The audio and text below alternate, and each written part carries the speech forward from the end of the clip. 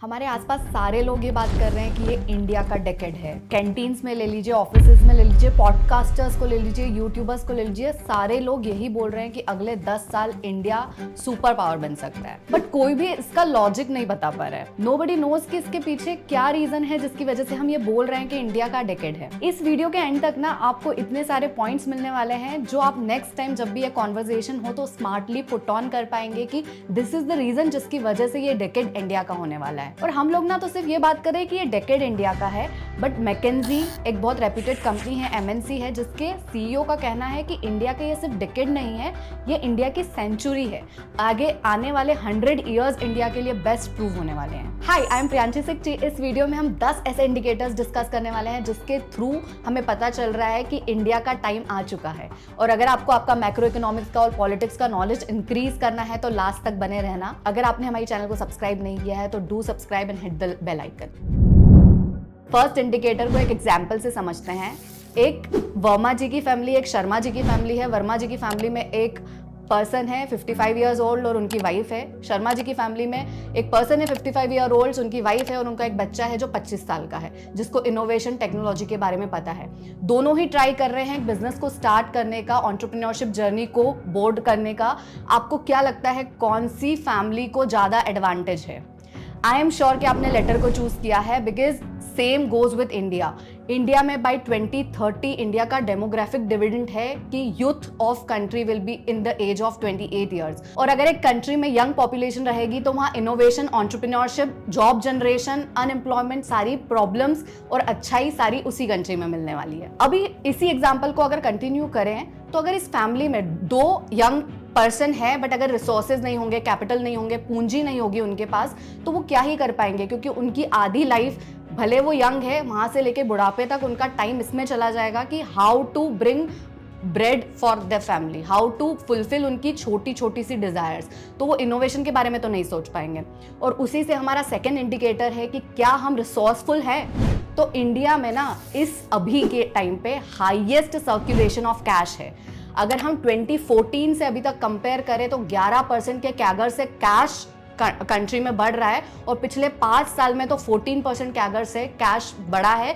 31 trillion rupees अभी circulation में है। अभी हमने 2 इंडिकेटर्स की बात करी थी। फर्स्ट है डेमोग्राफिक डिविडेंड और सेकंड है कैश सर्कुलेशन। और उसी की वजह से थर्ड इंडिकेटर जो बहुत पॉजिटिव प्रूव हो रहा है इंडिया के लिए, वो ये है कंजम्पशन इकोनॉमी। अगर आप हिस्ट्री उठाकर देख लेंगे, कोई भी डेवलपिंग कंट्री जो डेवलप्ड में कन्वर्ट हुई है वो इसीलिए हुई है कि वहां पे रिसोर्सेज के बाद कंजम्पशन इकोनॉमी बढ़ी है।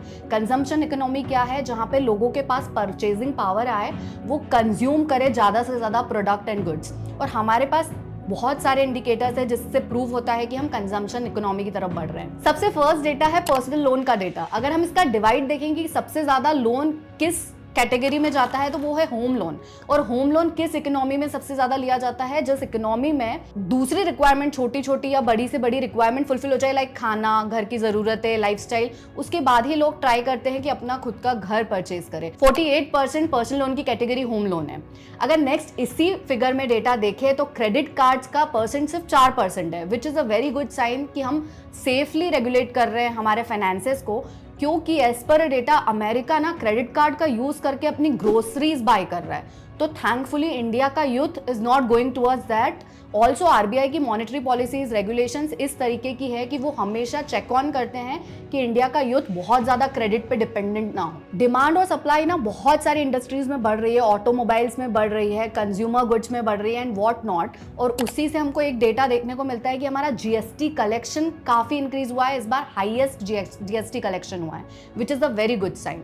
नेक्स्ट इंडिकेटर जिससे हमें पता चले कि कंजम्पशन इकोनॉमी कैसे बढ़ी है, तो वो ये है कि हमारा जो डिजिटल रिटेल पेमेंट्स है, ट्रांजैक्शंस है, वो काफी बढ़ गए हैं। उसके अलावा हमारा आधार कार्ड इतना स्ट्रांग हो चुका है कि हमारे जो ट्रांजैक्शंस है, अगर गवर्नमेंट को कुछ भी देना है बेनिफिट टू नॉर्मल पब्लिक, तो वो जस्ट बाय अ क्लिक दे पाते हैं। इसी आधार कार्ड के स्ट्रेंथ की वजह से $27 बिलियन सेव किए गवर्नमेंट ने इन खर्चा जो पहले लाइंस में लग के लोगों को टैकल करना पड़ता था। और फोर्थ इंडिकेटर ना तो इसका सबसे बड़ा प्रूफ है कि एंटरप्रेन्योरशिप इंडिया में कैसे किस स्पीड में ग्रो कर रही है। जहां 2016 में 471 न्यू कंपनीज फाउंड हुई थी, वहीं 2022 में 26,542 कंपनीज फाउंड हुई है।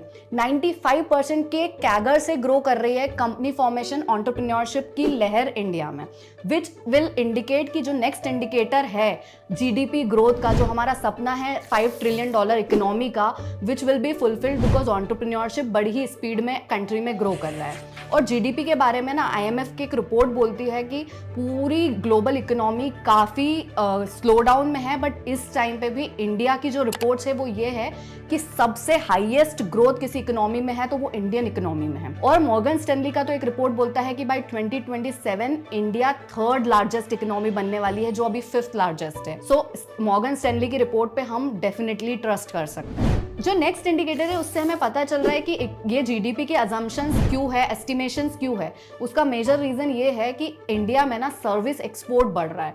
फॉर द फर्स्ट टाइम हमने $300 बिलियन ऑफ सर्विस एक्सपोर्ट्स करी है। बट हमें यहाँ पे ये भी समझना जरूरी है कि एक्सपोर्ट ऑफ सर्विस में 2 कंपोनेंट होते हैं, एक है प्रोडक्ट का, एक है सर्विस का। हमारा प्रोडक्ट एक्सपोर्ट काफ़ी कम हो रहा है। हम जब अच्छी इंडिकेटर्स की बात कर रहे हैं तो हमें एक इस इंडिकेटर की भी बात करना चाहिए जो हमारे लिए अच्छा प्ले ऑफ नहीं कर रहा है।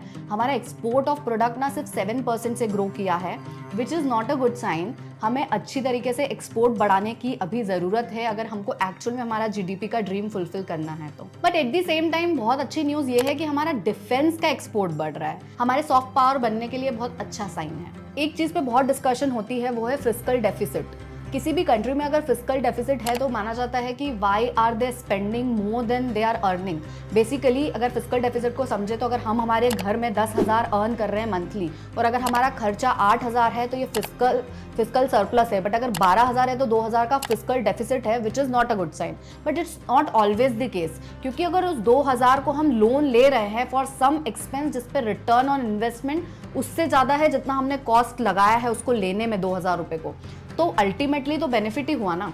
तो यहाँ पे फिस्कल डेफिसिट बहुत सारी कंट्री में, इनफैक्ट अमेरिका का भी मोस्ट ऑफ द इयर्स से फिस्कल डेफिसिट ही है। इंडिया का फिस्कल डेफिसिट एटलीस्ट ये गुड साइन है कि जो हमारा डेफिसिट है उसका यूटिलाइजेशन हम अच्छी चीज़ों में कर रहे हैं, ना कि फ्रीबीज बांटने में कर रहे हैं। तो उसका डेटा अगर आप सुनेंगे तो वो ये है कि पहले हम 0.3% ऑफ आवर जीडीपी यूज करते थे रोड्स एंड रेलवेज में, जो अब हम 1.5% कर रहे हैं। इसकी वजह से ट्रांसपोर्टेशन 50% कॉस्टिंग सेव करेगा as well as time save करेगा। Under Gati Shakti master plan तो हमने 102 क्रिटिकल प्रोजेक्ट्स कर लिए हैं वर्थ $8 बिलियन। दूसरी चीजें समझे तो हमने 6 लाख विलेजेस में इलेक्ट्रिफिकेशन कर दिया है, which is a very good thing, क्योंकि जब बेसिक नेसेसिटी लोगों की फुलफिल होगी तभी हम प्रोडक्टिविटी और इनोवेशन को एक्सपेक्ट कर सकते हैं। एक दूसरा साइन है कि 61 मिलियन से 816 मिलियन के हमने कनेक्शंस कर दिए हैं ब्रॉडबैंड के। और आज की डेट में अगर ब्रॉडबैंड कनेक्शन किसी के पास है तो उसे सारी नॉलेज का एक्सेस है, और which is very much required on the date. अब नेक्स्ट हमारा डिस्कशन है, जो 7th इंडिकेटर है वो है हमारा फॉरेक्स रिजर्व। बहुत चर्चा रहती है कंट्रीज लाइक श्रीलंका, पाकिस्तान, जिनके पास फॉरेक्स रिजर्व की कमी हुई, वो देश ऑलमोस्ट हंगरी हो चुका है। सो हमारे इंडिया में उसका क्या स्टेटस है? लेट अलोन पिछले साल में ही हमारी कंट्री ने 34.22 टन्स ऑफ गोल्ड अपने रिजर्व में ऐड किया है। और as per Piyush Goyal sir, हमारा 5 से 6 साल भी अगर वर्स्ट केस सिनारियो चलता है तो भी हमारा फॉरेक्स रिजर्व सफिशिएंट है इंडिया के रिक्वायरमेंट को फुलफिल करने के लिए, which is a very good sign. क्योंकि जितना टर्बुलेंस मैक्रो इकोनॉमी में चल रहा है, जितना टर्बुलेंस इधर और उधर देखने को मिल रहा है, रिसेशन की बातें चल रही है, अगर हमारा फॉरेक्स रिजर्व इंटैक्ट है कि हम 5 से 6 साल we are good to go, so it is a very good sign, जहां हम अब फॉरेक्स रिजर्व पे नहीं डिपेंड होकर अपनी इकोनॉमी को ग्रो करने पे फोकस कर सकते हैं। दूसरी चीज ये भी है कि जो ब्रेन ड्रेन हो रहा है इंडिया में, जिसका हम बहुत नेगेटिवली लेते हैं, वो ये है कि रेमिटेंस उन लोगों की तरफ से जो लोग बाहर चले गए, ब्रेन ड्रेन इज जो बाहर पढ़ने चले गए, बाहर जॉब करने चले गए और जो इंडिया में वापस लौट कर नहीं आ रहे हैं। बट उनसे ना हमारे इंडिया में जो रेमिटेंस आ रहा है इन डॉलर्स, वो वूपिंग $100 बिलियन का है, जो हाईएस्ट है amongst all the countries receiving remittance. तो ये बहुत अच्छी बात है। दो हम लोग बाहर जा रहे हैं बट हमारे कल्चर और रूट्स को फॉलो करते हुए रेमिटेंस इंडिया आ रहा है, and which is growing the boosting the economy again. इन सारे इंडिकेटर्स, पॉजिटिव इंडिकेटर्स के बाद भी अगर मैक्रो इकोनॉमी में टर्बुलेंस रहता है, टेंशन रहता है, जैसे कि एसवीबी का कोलैप्स होना या फिर चाइना के थ्रू कुछ करना, कोई पॉलिसीज बनाना जो इंडिया के लिए हार्मफुल हो, ये सब अगर हो, टेंशंस हो, तो शायद इंडिया अच्छे से ग्रो नहीं कर पाए। बट एज पर IMF की रिपोर्ट इंडिया का कनेक्शन ना दूसरी कंट्री से इकोनॉमिकली बहुत कम है कि उनकी मेजर डेंजरस चीज़ों का हमको इतना एक्सपोजर नहीं होता है, जिसकी वजह से ना इंडिया अपनी इकोनॉमिक ग्रोथ पे अगले 10 सालों तक फोकस कर पाएगी। It is not so much of connected. एक और चीज ये है कि क्रूड ऑयल का रेट्स डिक्रीज हो रहा है which is such a relief. दूसरी कंट्रीज में जहाँ रिसेशन की पॉसिबिलिटी बता रहे हैं, वहीं इंडिया में रिसेशन की पॉसिबिलिटी इज जस्ट 0।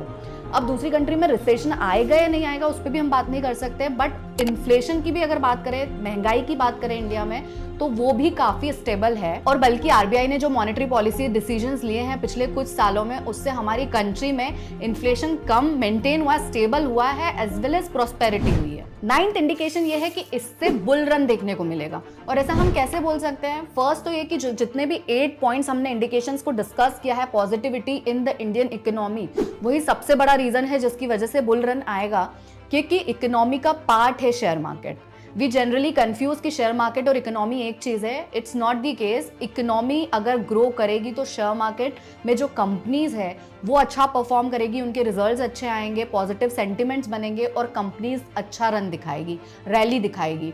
और इसी से एक तो बुल रन है, बट दूसरी पॉसिबिलिटी जिसकी वजह से लगता है कि अब बुल रन आने की फुल चांस है, वो ये है कि मार्च 2022 से फरवरी 2023 तक हमने नेट देखा है कि एफआईआईज ने जनरली सेल किया है। फॉरेन इंस्टीट्यूशनल इन्वेस्टमेंट जो हमारी कंट्री में आई है वो नेट सेल हुआ है, but for the first time पिछले 2 मंथ से ना नेट परचेज दिख रहा है, not only through FIIs but DIIs जो डोमेस्टिक इंस्टीट्यूशनल इन्वेस्टर्स हैं इंडिया के, वो भी भारी मात्रा में परचेज कर रहे हैं, और जिससे वी कैन थिंक कि आगे आने वाला ना बुल रन होने वाला है। एंड लास्ट इंडिकेटर इज कि 2024 में इलेक्शंस आने वाले हैं। पॉजिटिव सेंटिमेंट्स अगर रहा, पॉजिटिव सर्वेस के हिसाब से शायद रिजल्ट जो लोग चाहते हैं वैसा आएगा, और उसकी वजह से भी एक बुल रन मार्केट में देखने को मिलेगा और इंडियन इकोनॉमी को तो डेफिनेटली बूस्ट मिलेगा। That's it for today guys. अगर आपको कोई एक इंडिकेटर ऐसा लगता है जो हमने मिस कर दिया, नेगेटिव या पॉजिटिव, कमेंट करके बताइएगा। बट इस चैनल पे ना हमने इंडियन इकोनॉमी की ग्रोथ से रिलेटेड बहुत सारे प्रीवियसली वीडियोस बनाए हैं,